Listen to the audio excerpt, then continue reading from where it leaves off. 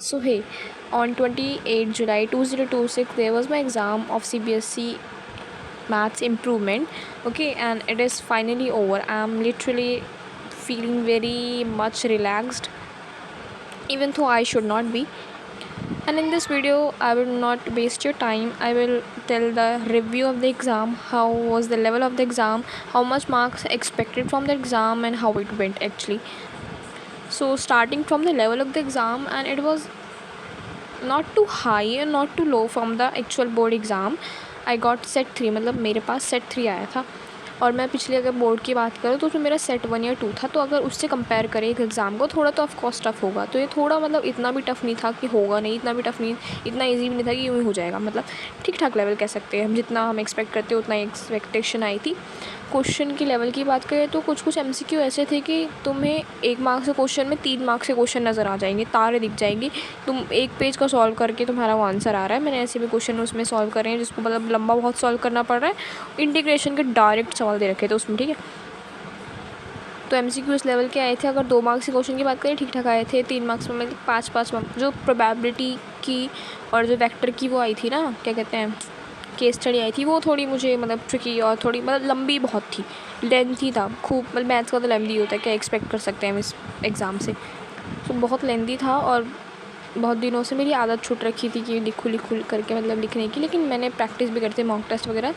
तो मेरा कुछ ज़्यादा नहीं, मतलब ऐसा नहीं छूटा है ऑफकोर्स. छोड़ा नॉट इन द सेंस कि मैं क्वेश्चन छोड़ के आ गई हूँ, इन द सेंस कि मतलब थोड़ा थोड़ा मैंने पार्ट करा जितना मुझसे हो सकता था उस मोमेंट पे. तो भाई बारिश वगैरह हो रही थी ना, तो मतलब हुआ क्या कि बीच में लाइट चली गई थी 5-10 मिनट के लिए. तो उन्होंने फिर बाद में 15 मिनट का कंपनसेट करने के लिए 15 मिनट हमें एक्स्ट्रा दिए थे, जिसका मुझे लगता है कोई फ़ायदा नहीं था. क्योंकि भाई मैं एक तो वो जो इन्विजिलेटर थे उनके पास ना घड़ी थी ना कुछ थी, वो बेल के भरोसे बैठे थे ना. जैसे होती है ना रूम में वॉच होती है टंगी हुई, वॉल वॉच होती है, तो वो भी नहीं थी भाई वहाँ पे. तो टाइम का हमें कुछ पता नहीं. वो इन्विजिलेटर टाइम पे बोले जा रहे 5 मिनट बचे हैं, 10 मिनट बचे हैं, 1 घंटा बचा, आधा घंटा बचा है. और वो एग्जैक्ट उनके पास घड़ी वड़ी नहीं, पता नहीं वो बता नहीं रहे हैं घड़ी नहीं है क्या है कुछ है. लाइट चली गई थी 5 मिनट, कोई बच्चा नहीं रुका, कोई बच्चा नहीं रुका. अंधेरे में लिखे जा रहे हैं, अंधेरे में. बीच में इन्विजिलेटर की अलग मस्ती चल रही है. आ रहे हैं, फ़ोन तो नहीं है आपके पास, कुछ सामान तो नहीं है आपके पास, अरे पेपर करने दोगे बच्चों को तुम.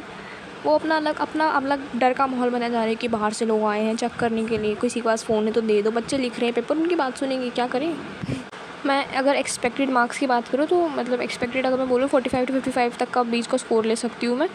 अगर मैं मिनिमम भी स्कोर लेके जाऊँ अपना, तो मेरे हिसाब से नॉट CBSE के हिसाब से, मतलब मैंने इस तरह अपनी मतलब वो चेक करा एग्ज़ाम कि अगर कोई स्ट्रिक्ट CBSE का कोई चेकर होगा तो कैसे चेक करेगा.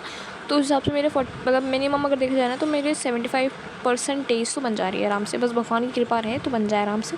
75 ही चाहिए मुझे, अब कोई ज़्यादा नहीं चाहिए, ठीक है. और मैं तुम्हें बता दूँ, मेरा 26 तारीख को RTS था, लेकिन ड्यू टू लेट रजिस्ट्रेशन वो ऑफलाइन मैं नहीं दे सकती थी. ऑनलाइन में देती, मेरे पास इतना वो नहीं था. 28 तारीख का मैं एग्ज़ाम था तो मैंने ऑनलाइन भी नहीं दिया.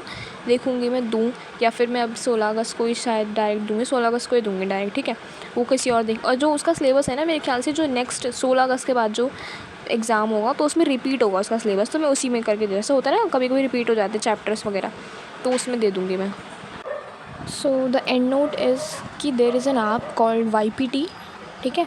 उस पर होता क्या है मैं तुम्हें जनरली बता दी हूँ. उसमें ऐसा कोई मतलब डिस्ट्रैक्शन वगैरह काइंड ऑफ समथिंग नहीं है कि चैटिंग हो रही है, ये हो रहा है वो हो रहा है. उसमें क्या होता है कि अगर if you guys join the group of any study group, तो उसमें तुम्हें एक दूसरे का स्टडी आवर पता चलते हैं. अगर जैसे तुम अगर उसमें चॉइसेस मिलती है, पहले तुम्हें फिल करना पड़ता है कि JEE रिपीटर है, JEE 11th के बच्चे हो, तुम 12th के बच्चे हो, है ना. तो उस हिसाब से आपको स्टार्ट दिखता है बाकी बच्चों का भी, जो बाकी बच्चे पढ़ रहे होते हैं उनको देख के काइंड ऑफ समथिंग थोड़ा थोड़ा लगता है कि हम भी पढ़ लिए, है ना.